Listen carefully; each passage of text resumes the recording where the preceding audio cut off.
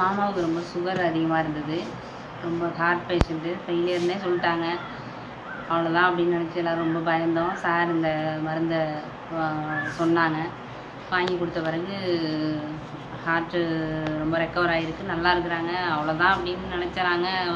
நம்பிக்கை கிடச்சிருக்கு, நல்லா இருக்கிறாங்க. சுகரும் ரொம்ப குறைஞ்சிருக்கு.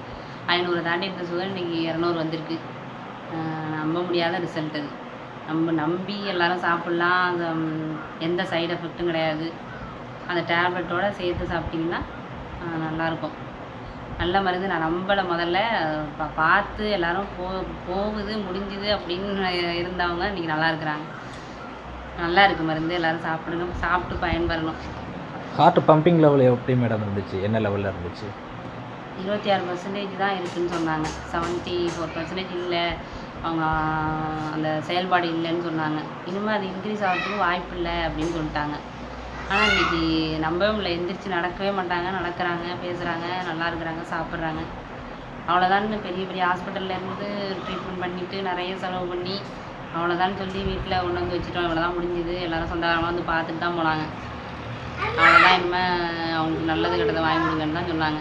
ஆனால் அதை தாண்டி அவங்க எந்திரிச்சிருக்கிறாங்கன்னா எங்கள் ஊரே எல்லோரும் அதிசயமாக ஆச்சரியமாக வந்து அது என்ன வருதுன்னு கேட்குறாங்க இன்றைக்கி. அது ரொம்ப எனக்கு நம்ப முடியாத ஒரு ரிசல்ட்.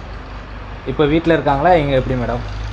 அதான் இப்போ நடந்து இன்னொரு பையன் வீட்டுக்கு போயிருக்கிறாங்க. நாங்கள் நடக்கவே இல்லை.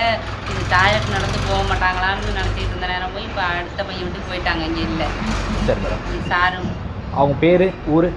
நடராஜன். சரி. 4 வேதாரண்யம். Okay madam, thank you.